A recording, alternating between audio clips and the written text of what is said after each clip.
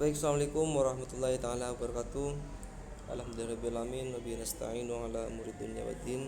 Wassalatu wassalamu ala asyrafil anbiya'i wal mursalin sayyidina Muhammad wa ala alihi wa sahbihi ajma'in. Amma ba'du. Untuk mahasiswa yang saya cintai, pertama-tama marilah kita aturkan puja dan puji syukur kehadirat Allah Subhanahu wa taala yang telah memberikan nikmat sehat kepada kita sehingga kita dapat melaksanakan kegiatan proses belajar mengajar via daring ya. Dan mohon maaf sebelumnya Bapak tidak bisa langsung mengajar tatap maya itu secara langsung, hanya bisa memberikan link ini karena Bapak ada pekerjaan ini yang harus diselesaikan, jadi mohon dimaklumi. Salawat serta salam semoga tetap tercurah limpahkan kepada junjungan besar kita Nabi Muhammad SAW yang telah mengangkat kita dari zaman kebodohan ke zaman yang penuh dengan ilmu pengetahuan yang sangat luar biasa ini. Ya, untuk pertemuan yang kemarin kita lanjutkan yang dari yang pertemuan yang pertama itu kita lanjutkan. Sekarang bagaimana membuat kerangka tulisan ilmiah populer. Jadi yang pertama itu kita harus bisa merumuskan yang namanya masalah. Jadi pertama itu alurnya itu merumuskan masalah. Jadi kapan kita bisa merumuskan masalah? Poin pertama itu terjadi manakala ada kesenjangan antara harapan dan kenyataan. Jadi misalnya di kelas itu kenyataannya hasil belajarnya itu rendah, harapan kita kan hasil belajar siswa itu tinggi. Jadi itu ada kesenjangan. Jadi antara harapan dengan kenyataan itu berbanding terbalik. Itu bisa diangkat sebuah problem atau permasalahan. Yang kedua dirumuskan dengan kalimat tanya. Apa, bagaimana, apakah, bagaimana dampaknya dan semacamnya. Itu kita harus merumuskan dengan kalimat tanya. 5W plus 1H itu bisa kita gunakan. Jadi tidak semua itu 5W plus 1H itu digunakan semua. Bisa ambil salah satunya saja, sesuaikan dengan porsi masalah yang akan dibahas dalam penelitian atau karya ilmiah yang akan kalian buat.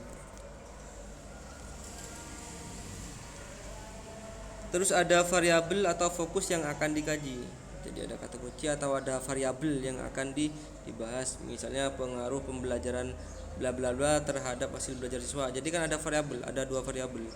Ada independen dan ada variabel dependen. Ada variabel yang mempengaruhi, ada variabel yang dipengaruhi. Jadi seperti itu. Bisa mengambil satu variabel boleh, tidak harus dua. Terus menarik untuk dikaji. Jadi masalah itu menarik untuk dikaji. Jadi karena kadang seseorang itu membaca judul saja itu, mengapa kita harus membuat judul yang menarik? Karena agar nanti pembaca itu bisa antusias untuk kita ingin membaca penelitian kita atau non penelitian kita itu ya. Jadi makanya harus menarik untuk dikaji. Jadi permasalahan tersebut, problem tersebut sekiranya menarik ketika akan dibahas, ketika akan diangkat menjadi sebuah karya ilmiah. Misalnya contoh masalahnya, apa dampak tidak adanya media dan alat peraga pada setiap pelaksanaan proses pembelajaran. Nah, ini contoh masalah. Jadi ini contoh yang pertama itu bisa diangkat kita menjadikan sebuah karya ilmiah. Jadi dampak tidak adanya media dan alat peraga pada setiap pelaksanaan proses pembelajaran. Yang kedua, model kepemimpinan mana yang paling efektif untuk diterapkan di sekolah. Nah, jadi agar sekolah itu bisa maju, bisa disiplin dan semacamnya, itu model kepemimpinan seperti apa yang akan kita gunakan yang paling efektif untuk diterapkan di lembaga atau di sekolah itu.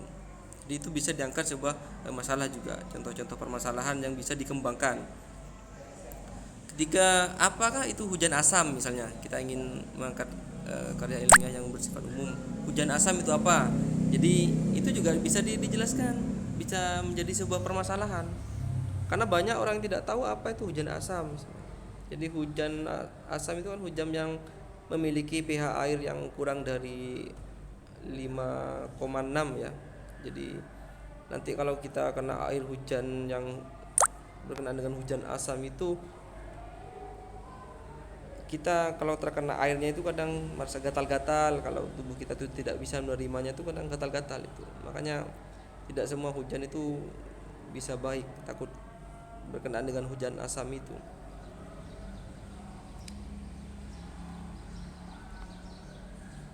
Terus bagaimana kontribusi kemampuan berargumentasi terhadap penulisan karya? Nah, ini juga contoh permasalahan yang bisa dikembangkan tuh ya.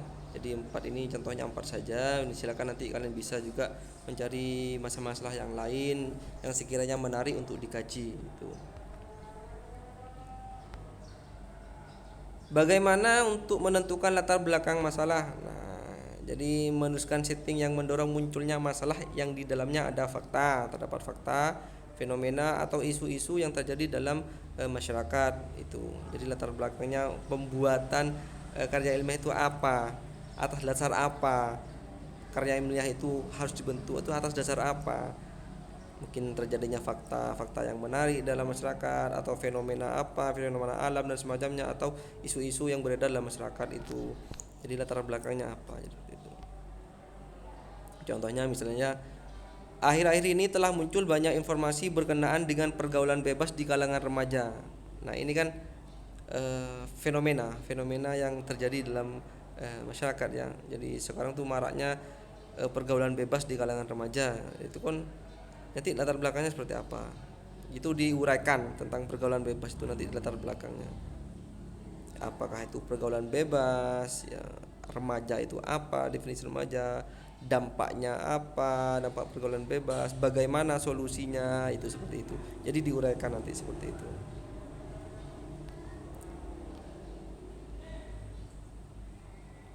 Terus berikutnya, bagaimana cara melakukan pembahasan masalah. Nah, ini. Jadi melihat variabel atau fokus dalam permasalahannya. Jadi variabelnya yang terpenting itu apa? Variabel untuk independennya apa dan dependennya apa? Atau variabel yang mempengaruhi itu apa dan variabel yang dipengaruhi seperti apa? Jadi kita harus fokus dalam permasalahan itu, dalam variabel itu. Jadi kalau ada dua variabel berarti kedua variabel itu menjadi titik tekan atau titik fokus ketika kita mengembangkan karya ilmiah itu. Jadi titik tekannya adalah pada variabel seperti itu.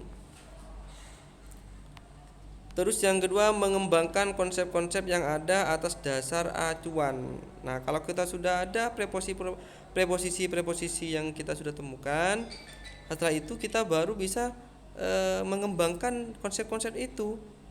Jadi konsep-konsep yang ada dalam permasalahan itu bisa kita kembangkan. Gitu. Tentunya harus berdasarkan acuan. Makanya kita untuk mengembangkan suatu problem, suatu konsep-konsep yang ada dalam variabel itu, kita harus butuh referensi atau acuan. Jadi kita cari dulu acuannya, referensinya apa saja yang diperlukan. Baru kita bisa mengembangkan. Karena kita sudah punya apa namanya, pengetahuan berkenaan dengan variabel-variabel yang akan dikembangkan itu. Jadi itu harus ada acuan. Baru setelah itu kita bisa membuat yang namanya analisis. Jadi baru setelah dikembangkan kita analisis, pembahasan dalam bentuk pembahasan ya. Jadi pembahasannya apa? Berkenaan dengan variabel itu yang akan kita bahas. Jadi variabel itu kita analisis. Bisa secara kualitatif nanti analisisnya, bisa secara kuantitatif dan semacamnya. Jadi sesuaikan dengan kebutuhan dari karya ilmiah itu. Kalau memang karya ilmiah itu dibutuhkan secara kualitatif, maka kita deskripsikan saja secara kualitatif. Tuh. Misalnya tadi yang contohnya pergaulan bebas itu di kalangan remaja, itu enaknya kita menggunakan kualitatif saja, digambarkan, dideskripsikan saja dengan studi fenomenologi kan seperti itu. Setelah itu baru kita membuat kesimpulan-kesimpulan ya.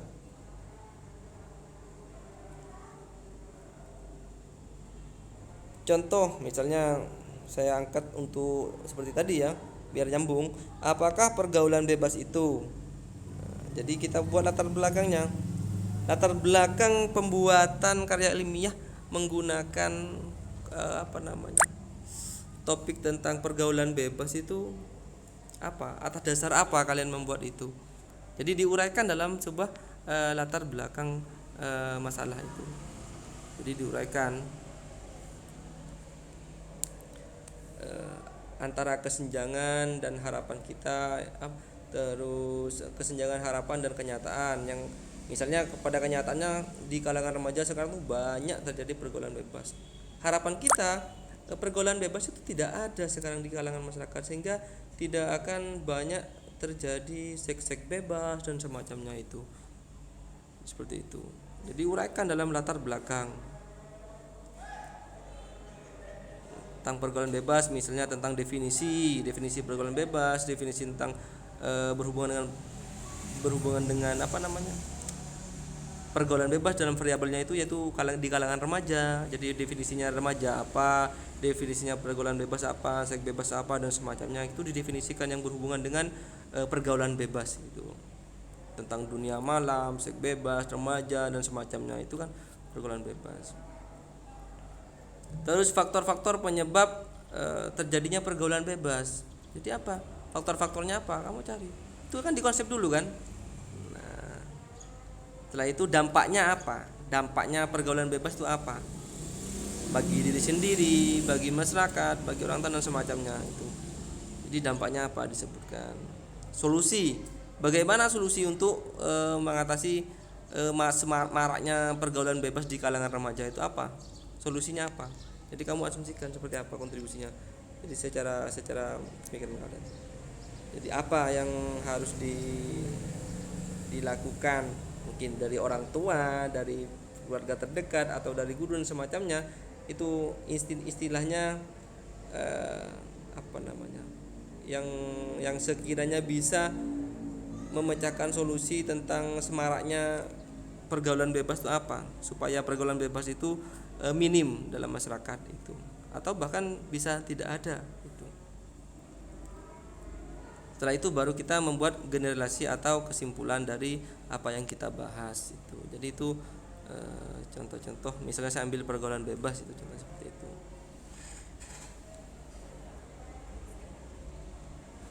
Nah, Pak, bagaimana sih menentukan judul itu? Nah, jadi untuk menentukan judul itu, pertama kita buat judul tuh singkat, jelas, mewakili isi pesan. Jadi jangan sampai judul itu terlalu panjang. Jadi sebisa mungkin buat judul tuh yang singkat, yang apa sekiranya tidak membulat ya, tidak memikirkan apa makna-makna yang ambiguitas nanti. Jadi cukup yang simple saja, singkat, jelas, jadi mewakili isi pesan. Jadi judul yang baik itu tidak harus panjang, tidak pendek, tapi sudah mewakili dari apa yang akan disampaikan nanti pada karya ilmiahnya, itu sudah bagus. Dibuat menggunakan kalimat pernyataan lugas. Jadi gunakan kalimat-kalimat dengan pernyataan lugas.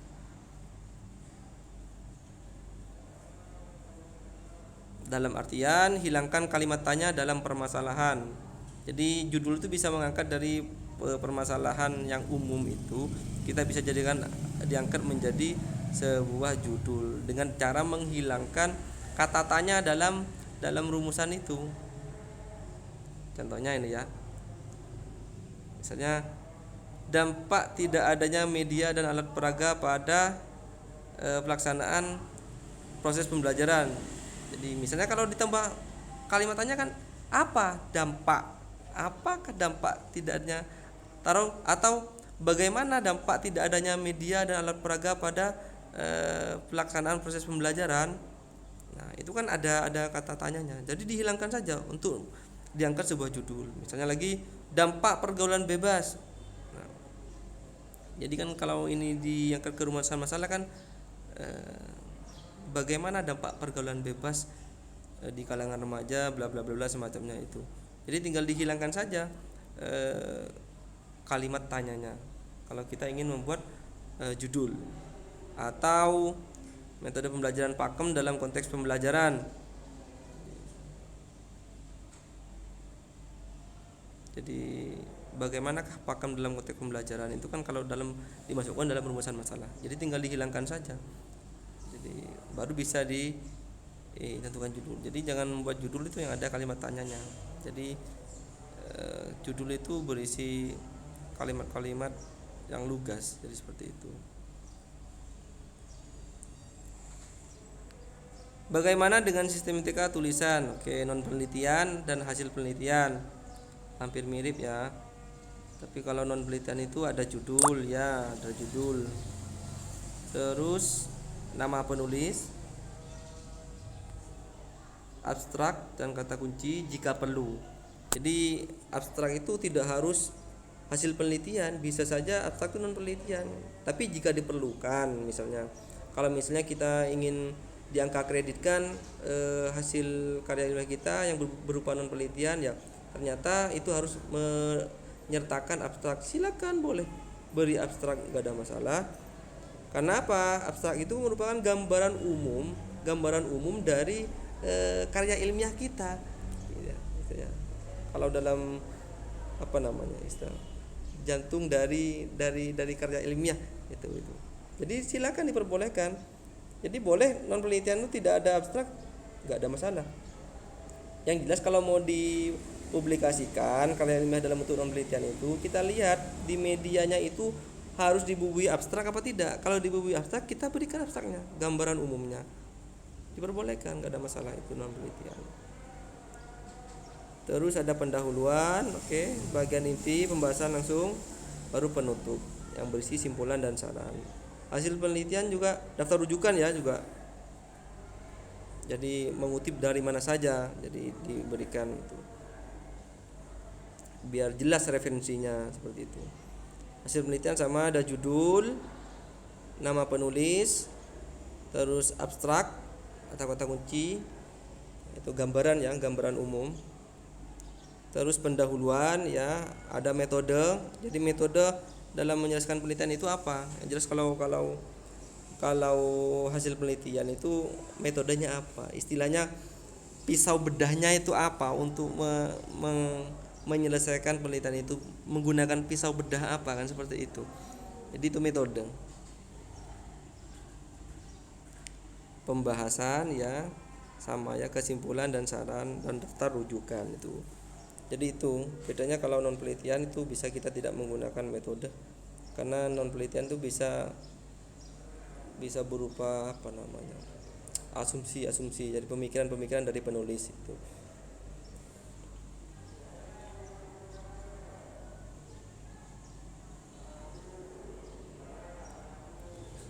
Oke, bagaimana menyusun abstrak? Oke, simpelnya abstrak itu berisi pernyataan ringkas dan padat tentang ide-ide yang paling penting.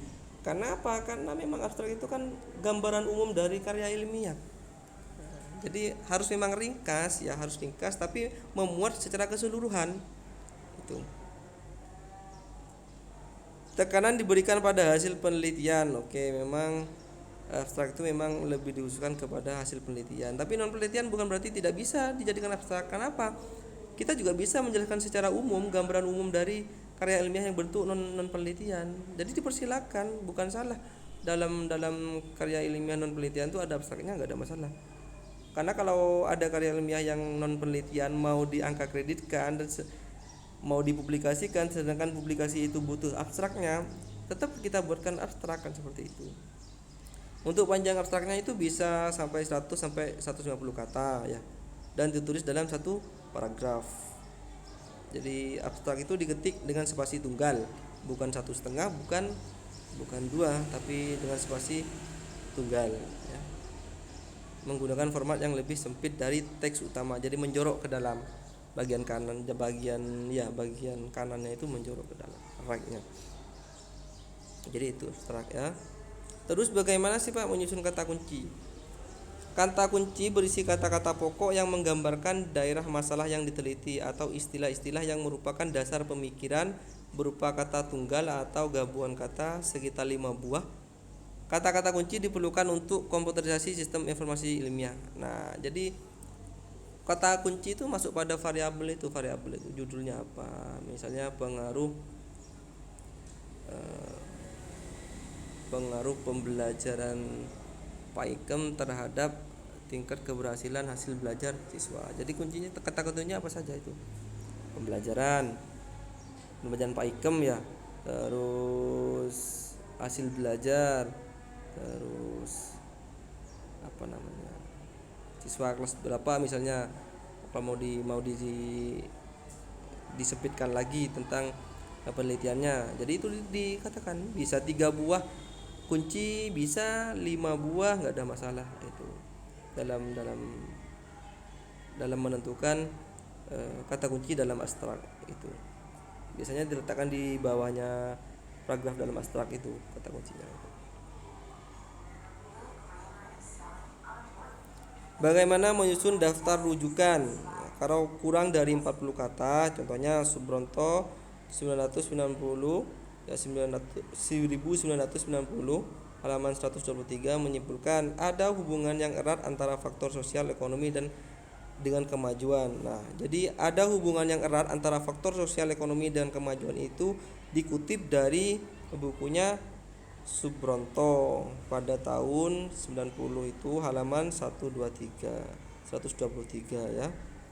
Jadi misalnya lagi, kesimpulan dari penelitian tersebut adalah ada hubungan yang erat antara faktor sosial ekonomi dengan kemajuan belajar. Kita kutip Subronto. Nah, ini dibalik ya, tidak ada masalah. Itu cara penulisan kalau ada kutipan tuh kurang dari 40 kata, diperlukan ada tanda petik. Kalau lebih dari 40 kata, jadi ditulis bahwa kajian komunikasi dapat meninggalkan faktor-faktor sosial budaya. Nanti bisa dibaca sendiri ya. Intinya kalau lebih dari 40 kata kutipan itu, kita harus tulis secara satu spasi ya, satu spasi, dan kanan kirinya itu menjorok ke dalam. Jadi harus lurus, rata kanan rata kiri. Ini tidak rata kanan tidak rata kiri ya, ini berubah. Kalau di laptop itu rata kanan, tapi kalau di HP ini kok malah tidak rata kanan rata kiri. Sebenarnya rata kanan rata kiri. Jadi untuk yang kanan rata sama yang kiri juga diratakan, menjorok ke dalam. Jadi dari paragraf-paragraf yang lainnya itu lebih cenderung menjorok ke dalam. Sama dengan penulisan abstrak itu. Jadi menjorok ke dalam kanan kiri. Spasinya tetap satu. Kutipan sebagian dihilangkan. Nah, kapan kita bertemu dengan kutipan yang dihilangkan? Misalnya berkenaan dengan penyebutan lembaga. Misalnya semua pihak yang terlibat dalam pelaksanaan pendidikan di sekolah bla bla bla. Sekolah apa? Jadi tidak mau diungkapkan. Itu enggak ada masalah, kita hilangkan. Diharapkan sudah melaksanakan kurikulum baru. Dari penulisnya Manan 1995-276. Jadi tidak diungkapkan mas sekolah mana, itu mau dihilangkan enggak ada masalah. Terus ada daftar pustaka. Jadi Suryadi 2003, manajemen berbasis sekolah, Jakarta Depdiknas. Nah, ini jadi ada nama penulis, tahun terbit, terus judul dari bukunya, terus kota atau ya kota penerbitnya, terus penerbitnya dari mana. Jadi Suryadi itu nama penulis, 2003 itu tahun terbitnya, manajemen berbasis sekolah itu judulnya, Jakarta itu kota terbitnya, Depdiknas itu penerbitnya. Kalau namanya ada 2 kata Pak, misalnya Agus Wahdian, jadi tulis terbalik, Wahdian, Agus, 2003, jadi seperti itu. Kalau lebih dari 3 Pak, jadi ditulis satu penulis, selebihnya adalah DKK. Misalnya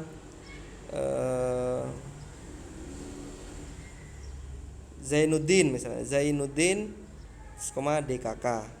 Itu kalau lebih dari 3 penulis. Jadi kalau hanya 2, itu ditulis semua. Dengan misalnya saya dengan Pak Zain, saya ditulis Wahdian, Agus, Zainuddin, 2003. Jadi seperti itu. Jadi yang penulis kedua itu ditulis utuh, tidak boleh terbalik. Tapi kalau yang dijadikan yang pertama dalam daftar pustaka itu penulisan dari namanya itu ditulis terbalik. Wahdian, Agus, Zainuddin, Jadi ada 2, Agus Wahdian sama Zainuddin. Tapi yang pertama saja yang dibalik. Misalnya Zainuddin misalnya, berarti Wahdian, Agus titik Moh titik Zainuddin. Tetap ditulis utuh kalau yang letakkan yang keduanya setelah itu. Ya, jadi untuk judulnya itu manajemen berbasis sekolah misalnya, itu harus ditulis miring, atau kalau tidak dimiringkan diberi undercross, garis bawah. Itu enggak ada masalah. Itu ya. Itu tentang daftar pustaka. Nah, bagaimana sih Pak karya ilmiah populer itu dapat diangka kreditkan? Nah, ini. Jadi kalau mau atau ingin karya ilmiah kita itu mendapatkan sebuah angka kredit atau nilai, jadi harus kita muat di media massa. Terus ruang lingkup, biasanya di ruang lingkup bidang kependidikan misalnya, kalau bisa diangka kreditkan itu. Misalnya mahasiswa mau dosen mau mempublikasikan karya ilmiahnya, itu kan bisa nanti dinilai. Terus guru itu bisa buat karya ilmiahnya, itu bisa dapat nilai. Terus metodologi dan sistematika keilmuannya harus benar. Itu kalau mau diangka kreditkan, tidak asal-asalan ya. Bahasanya juga harus menggunakan bahasa yang baku. Menyiasati keinginan redaksi ya. Jadi judulnya harus memikat. Tulisannya runtut. Ya, kalimatnya harus runtut dengan cara mengelola tulisan dengan baik. Jadi tidak asal-asalan menulis itu, harus antara paragraf yang satu dengan paragraf yang lainnya itu harus runtut. Ejaannya benar, jadi tidak membulat ketika membaca itu. Jadi mudah dipahami ya. Jadi ejaannya itu benar. Terus pendahuluan yang memikat, mudah diedit atau dibaca oleh redaksi. Yang keenam, mengetahui koran yang akan dituju atau artikel apa yang disukai atau jurnal apa yang akan nanti dijadikan tempat untuk dipublikasikan. Maaf, ini kena macet. Oke. Terus pemahaman kebijaksanaan redaksional koran yang akan dikirimi. Ini kalau koran ya. Kalau menggunakan media yang lain dipersilakan, kita harus tahu dulu penerbitnya. Untuk penerbit karya ilmiah kita itu siapa, kita harus tahu. Yang 8, pembuatan atau pemilihan ide tulisan yang tepat sesuai dengan citra yang akan dibangun oleh koran itu. Misalnya saya contohkan karya ilmiah populer kita mau dimediakan ke koran misalnya. Jadi kita harus tahu koran itu lebih menginginkan apa. Koran itu menginginkan kita menulis apa, kita harus tahu dulu. Ingin menerbitkan apa yang sekarang, kita harus tahu. Terus artikel bersifat human interest atau istilahnya, menceritakan tentang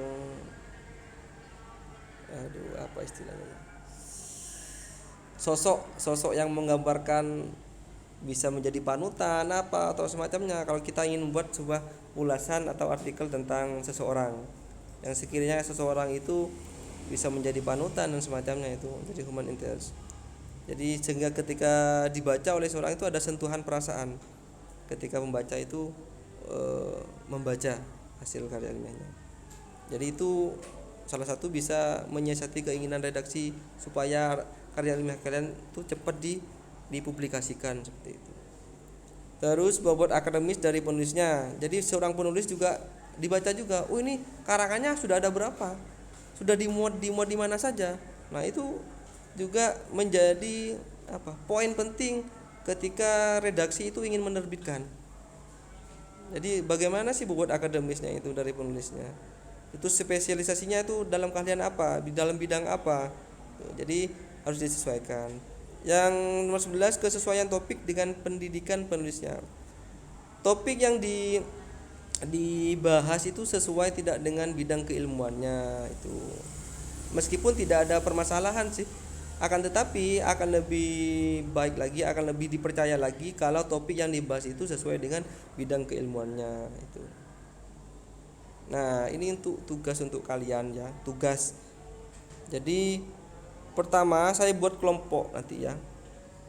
Kalian buat kelompok, masing-masing kelompok itu ada 3 orang.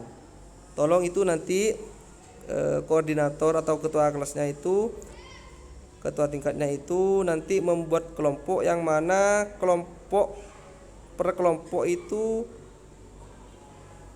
minimal ada tiga mahasiswa. Jadi kelompok 1 3, kelompok 2 3 dan sebagainya. Nanti kalau ada lebihnya satu kita masukkan ke kelompok yang mana. Jadi seperti itu. Apa Pak tugasnya ini ya? Pertama kita harus mencari ide tulisan. Kita menentukan tema. Ya, temanya ditentukan dulu. Terus menentukan topik, terus menentukan batasan, dan menentukan pokok pikiran yang akan dikembangkan itu. Jadi tentukan dulu temanya apa, kamu bahas tema apa, terus tentukan topiknya. Terus karena tema itu lebih luas cakupannya daripada topik. Ya, tema itu cakupannya lebih luas daripada topik. Misalnya temanya kebersihan lingkungan. Itu kan luas lingkungan, ada lingkungan sekolah, lingkungan keluarga, lingkungan masyarakat semacamnya. Terus tentukan topiknya. Berarti topiknya kita menggunakan lingkungan sekolah, kebersihan lingkungan sekolah. Jadi kalau hanya mengatakan kebersihan lingkungan saja itu kan tema masih lebih luas. Kita tentukan topiknya, misalnya kebersihan sekolah, lebih dispesifikkan lagi. Terus kita menentukan batasan-batasan yang akan kita bahas. Jadi seperti itu. Setelah itu baru membuat kerangka tulisan. Jadi menuliskan latar belakang. Jadi latar belakangnya apa? Gambaran umumnya, jangan dijelaskan secara keseluruhan dulu. Ini masih saya bukan menyuruh kalian untuk membuat karya ilmiah yang utuh, tidak. Hanya kerangkanya saja dulu. Jadi tuliskan latar belakangnya. Silakan poin-poinnya latar belakang itu ingin masukkan apa saja kamu, dicatat saja pokok-pokoknya. Ya akan dimasukkan dalam latar belakang. Setelah itu permasalahannya apa saja yang akan diangkat. Kamu jadikan preposisi dulu, perkata saja dulu. Ini yang pertama itu ini yang akan dibahas masalahnya. Yang kedua ini masih mau dikembangkan ya, belum ya. Melakukan pembahasan dengan menemukan konsep-konsep yang akan dikembangkan. Jadi dari permasalahan-permasalahan itu dalam permasalahan itu kamu konsep mau dikembangkan seperti apa, pokok-pokok permasalahan itu. Silakan di gambaran umum saja, jangan secara keseluruhan dulu. Baru nanti prediksi kesimpulannya seperti apa. Jadi seperti itu. Jadi intinya kalian mencari ide dulu. Tiap-tiap kelompok tuh mencari ide, jangan sama ya. Tiap kelompok jangan sama. Mencari ide, setelah itu baru buat kerangkanya saja. Kerangka ya, bukan karya ilmiah utuhnya dulu. Tinggal kerangka. Nanti minggu berikutnya kita presentasikan dari ide itu dan kerangka tulisan seperti apa. Nanti kalau disetujui nanti bisa dilanjut ke pembuatan karya ilmiahnya. Jadi mungkin itu yang dapat Bapak sampaikan untuk pertemuan kali ini. Dan sekali lagi mohon maaf Bapak tidak bisa mengajar secara langsung dengan tatap maya sekarang karena Bapak ini ada pekerjaan yang harus Bapak selesaikan berkenaan dengan kegiatan kampus ini. Jadi Bapak sangat-sangat mohon maaf kepada kaliannya. Jika ada pertanyaan silakan langsung ke grup WA. Nanti ketika Bapak selesai nanti Bapak akan tanggapi pertanyaan-pertanyaan kalian insyaallah itu ya. Jadi itu saja yang dapat Bapak sampaikan.